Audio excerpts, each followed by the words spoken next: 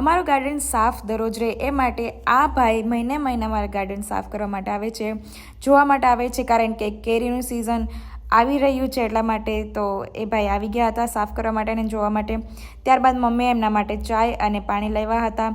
પછી અમે બેઠા હતા ત્યાં આરુબેન કે જો મેં હોરી બનાવી, તો એ બતાવવા આવી હતી હોરી. એ બાજુમાં કૂતરાથી ડરતી હતી ગઈશ. પછી ત્યારબાદ આ કેવા અપલખણો છે ને એવા ચારા કરતો હતો ને, તો મેં કીધું કે બતાવતો, તો જો એની આંખ લઈને અહીંયા હોય, ચોકલેટ્સ આવે એમાં ગઈશ, એટલું બધું કંઈ હોય નહીં. પછી અમે રેડી થઈ ગયા હતા મામાના ઘરે જવા માટે, કારણ કે મારા મામાએ નવું ઘર લીધું છે, કેટલું સરસ છે. પછી ત્યાં આજે સત્યનારાયણની કથા હતી, તો અમે કથામાં ત્યાં બેઠી ગયા હતા. અમે થોડા લેટ થઈ ગયા હતા, જતાં જ મમ્મીનો કીધું કે ચલો છેરાછેડી છોડો, એટલે માટે અમે હસતા હતા કે અમારી રાહ જોતા હતા આવવાની. પછી આ હરેકના ઘરમાં એવું મારે છે થાપો, મતલબ કે સાથિયાનો.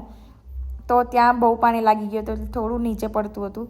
પછી ત્યારબાદ આ નિકિતભાઈ છે, મારી બહેનનો છોકરો છે, એ મારી પાસે આવીને ઇન્ટરવ્યૂ એનો આપતો હતો, મારું નામ નિકિત. અને આ ભાઈને ભણવાનું નામ દે એટલે આ ભાઈ જે છે રોવાનું એવું સ્ટાર્ટ કરે ને, એટલે મેં પૂછ્યું કે ક્યાં ભણે છો, તો એને કીધું કે હું આંગણવાડીમાં ભણું છું. પછી ત્યારબાદ પ્રસાદી તો કોને ના ભાવે, તો આટલી બધી પ્રસાદી હતી, પ્રસાદી લઈ લીધી. કાનાજી કેટલા સરસ છે, તમે દર્શન કરી લેજો અગર ના કર્યા હોય તો. પછી ત્યારબાદ અમે આખું ઘર જોવા આવી ગયા. ઘરે કેટલું સરસ બનેલું હતું, ટૂંક સમયમાં બહેનું પણ બહુ સરસ બનેલું હતું. ત્યારબાદ આ રૂમ્સ એ કેટલા સરસ હતા, અલગ અલગ રૂમમાં અમે જોવા ગયા હતા. પછી આ એને ડરાવતી હતી, મામા ઘરે આવ્યા હોય પાણીપુરી ન ખાય એવું બને જ નહીં. પછી ત્યારબાદ અમે ઘરે આવી ગયા હતા. Thank you for watching, by.